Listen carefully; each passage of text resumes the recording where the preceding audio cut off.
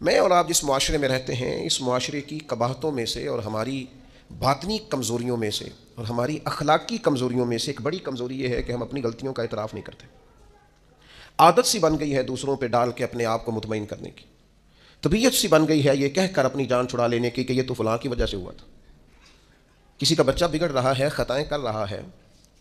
اپنے صحیح رستے سے ہٹ رہا ہے، تو اس کے والدین کہتے ہیں اس کے دوست خراب کر رہے ہیں، اسے گن پوائنٹ پہ لے جاتے ہیں، کیا اس کو جبرن اٹھا کے لے جاتے ہیں، کہ اس کو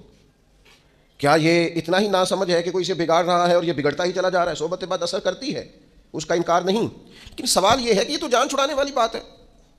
تو ہم نے اپنی جان چھڑائی۔ اپنی زندگی میں جو لوگ اپنی غلطیاں ماننا شروع کر دیتے ہیں وہ ایک فائدہ اپنے ساتھ کرتے ہیں اور ایک اپنی آنے والی نسل کے ساتھ فائدہ کرتے ہیں۔ ان کو پتہ چلتا ہے کہ ہمارے بزرگ ہمیں یہ کہہ رہے ہیں، ہمارے والدین کہ بیٹا یہاں یہاں میں بھول گیا تھا اور میری اس غلطی کی بنیاد پر مجھے یہ نتائج بھگتنا پڑے اور بہت ساری چیزوں پر میں بہت سارے لوگوں سے پیچھے رہ گیا، یہ خطا نہ کرنا زندگی میں۔ لیکن وہ ہمیں اپنی تعریفیں سنانے سے فرصت ملے تو اپنی غلطیوں کی طرف جائیں۔ ہمیں آئینہ ہر روز ہمارا ہی حسن ہمیں ہی دکھاتا رہتا ہے، اگر ہمیں کہیں کوئی کمزوری نظر آئے تو تب ہے نا۔ صوفیاء کرام کے سرخیل ہیں حضرت مجدد الفسانی رحمۃ اللہ علیہ، تو شیخ سے کسی نے کہا خوش بخت انسان کون ہوتا ہے؟ تو مجدد صاحب فرمانے لگے جسے اپنی غلطیاں نظر آنی شروع ہو جائیں۔ خوش بخت ہے وہ آدمی جس کو اپنے گریبان میں منہ ڈالنے کا شوق پیدا ہو، خیال آئے تو اس کی طبیعت شروع ہو جاتی ہے۔ لیکن جو ہر بات، میں ایک چھوٹی سی بات آپ کی خدمت میں عرض کروں، میں آپ اس سے اختلاف کر سکتے ہیں، تو میرا تجربہ یہ ہے، میں نے تعلیمی زندگی گزاری ہے، میرا تجربہ یہ ہے کہ جو نہیں نہ پڑھا اپنی وجہ سے نہیں پڑھا،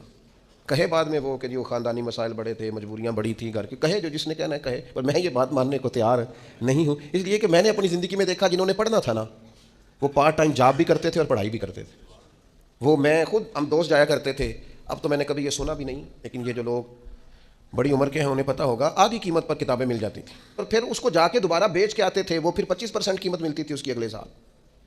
تو اس طرح سے سمٹے ہوئے خرچوں میں اور اس طرح اخراجات کی کفایت شاری میں لوگ پھٹیوں پر بیٹھ کے پڑھتے رہے،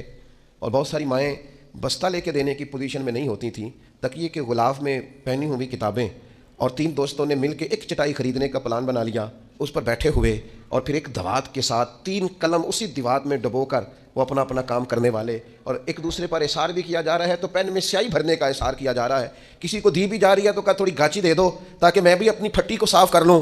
لیکن یہ پڑھتے پڑھتے لوگ، چھوٹی کتابوں پہ پڑھتے پڑھتے انہوں نے بڑے بڑے انقلاب برپا کر دیے۔